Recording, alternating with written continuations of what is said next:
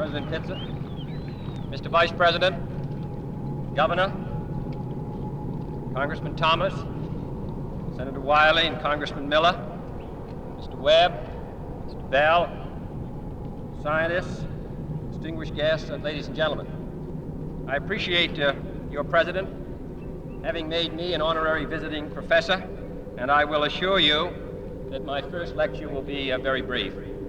I am delighted to be here, and I'm particularly delighted to be here on this occasion. We meet at a college noted for knowledge, in a city noted for progress, in a state noted for strength, and we stand in need of all three.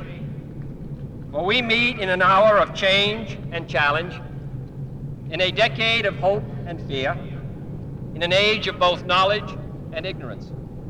The greater our knowledge increases, the greater our ignorance unfolds. Despite the striking fact that most of the scientists that the world has ever known are alive and working today, despite the fact that this nation's own scientific manpower is doubling every 12 years in a rate of growth more than 3 times that of our population as a whole, despite that, the vast stretches of the unknown and the unanswered and the unfinished still far outstrip our collective comprehension. No man can fully grasp how far and how fast we have come. But condense, if you will, the 50,000 years of man's recorded history in a time span of but a half a century.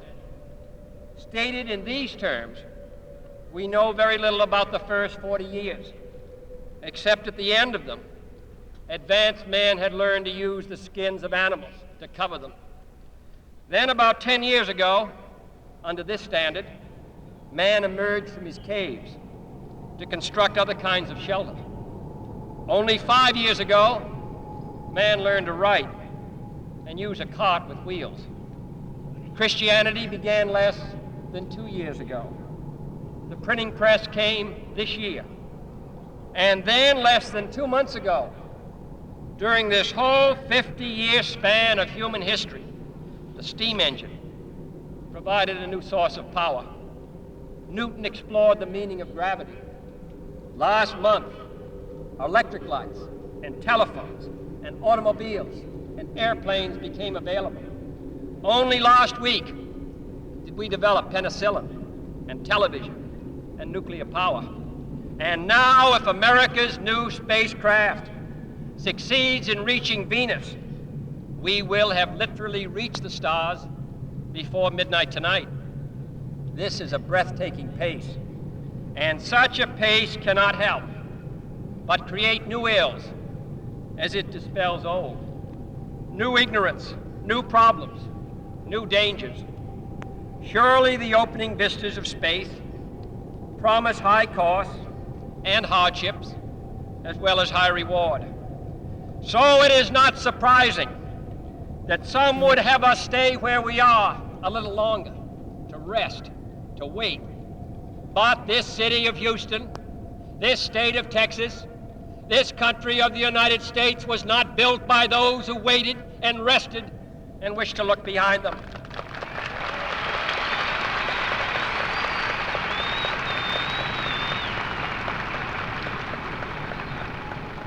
This country was conquered by those who move forward, and so will space. William Bradford, speaking in 1630 of the founding of the Plymouth Bay Colony, said that all great and honorable actions are accompanied with great difficulties, and both must be enterprised and overcome with answerable courage. If this capsule history of our progress teaches us anything, it is that man in his quest for knowledge and progress is determined and cannot be deterred. The exploration of space will go ahead, whether we join in it or not. And it is one of the great adventures of all time. And no nation which expects to be the leader of other nations can expect to stay behind. in this race for space.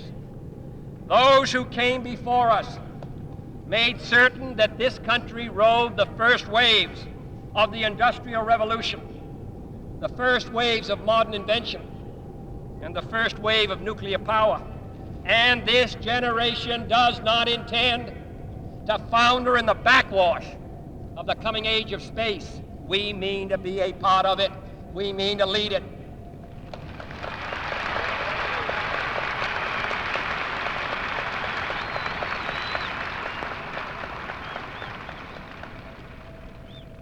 For the eyes of the world now look into space, to the moon and to the planets beyond.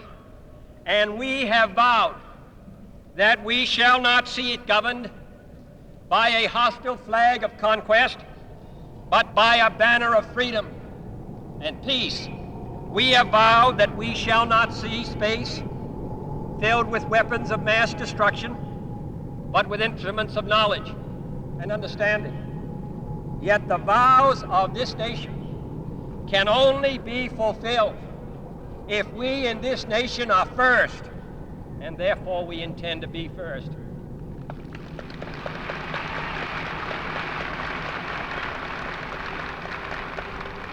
In short, our leadership in science and industry, our hopes for peace and security, our obligations to ourselves as well as others, all require us to make this effort, to solve these mysteries, to solve them for the good of all men, and to become the world's leading spacefaring nation. We set sail on this new sea because there is new knowledge to be gained and new rights to be won, and they must be won and used for the progress of all people. For space science, like nuclear science and all technology, has no conscience of its own. Whether it will become a force for good or ill depends on man. And only if the United States occupies a position of preeminence can we help decide whether this new ocean will be a sea of peace or a new terrifying theater of war. I do not say that we should or will go unprotected against the hostile misuse of space any more than we go unprotected against the hostile use of land or sea. But I do say that space can be explored and mastered without feeding the fires of war, without repeating the mistakes that man has made in extending his writ around this globe of ours. There is no strife, no prejudice, no national conflict in outer space as yet. Its hazards are hostile to us all. Its conquest deserves the best of all mankind, and its opportunity for peaceful cooperation may never come again. But why, some say, the moon? Why choose this as our goal? And they may well ask, why climb the highest mountain? Why, 35 years ago, fly the Atlantic? Why does Rice play Texas? We choose to go to the moon. We choose to go to the moon.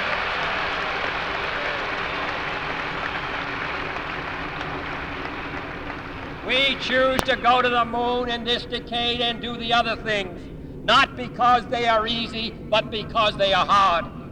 Because that goal will serve to organize and measure the best of our energies and skills.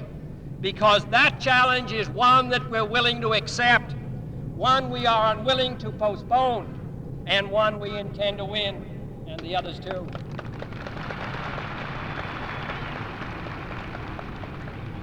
It is for these reasons that I regard the decision last year to shift our efforts in space from low to high gear as among the most important decisions that will be made during my incumbency in the office of the presidency.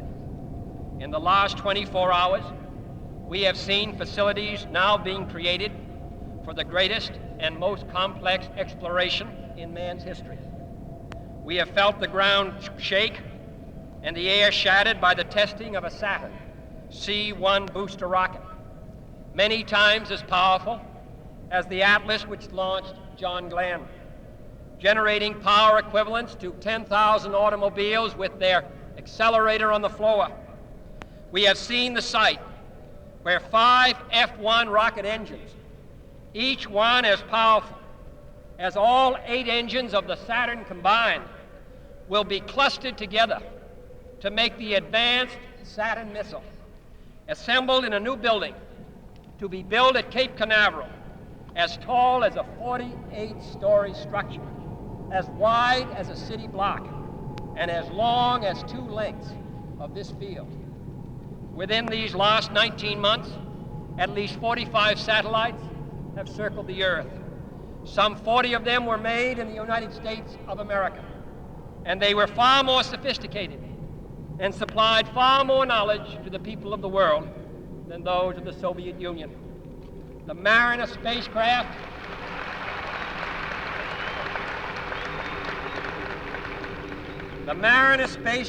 now on its way to Venus is the most intricate instrument in the history of space science.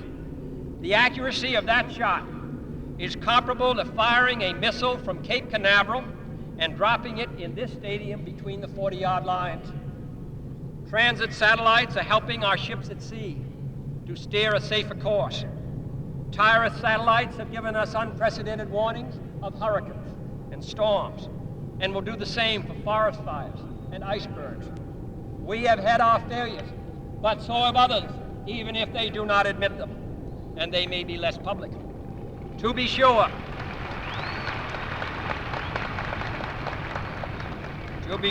we are behind, and will be behind for some time in manned flight. But we do not intend to stay behind, and in this decade we shall make up and move ahead.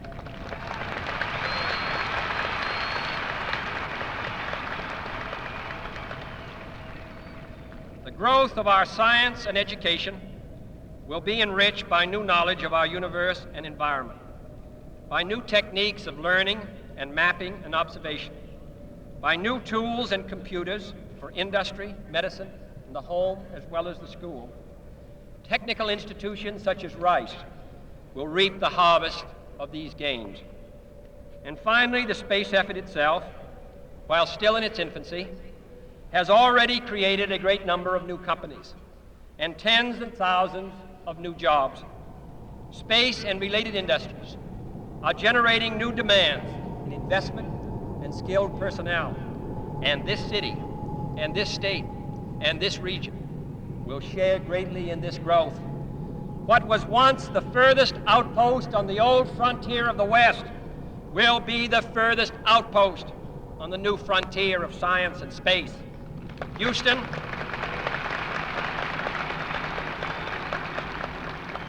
your city of Houston, with its manned spacecraft center, will become the heart of a large scientific and engineering community. During the next 5 years, the National Aeronautic and Space Administration expects to double the number of scientists and engineers in this area, to increase its outlays for salaries and expenses to $60 million a year, to invest some $200 million in plant and laboratory facilities, and to direct or contract for new space efforts over $1 billion from this center in this city. To be sure, all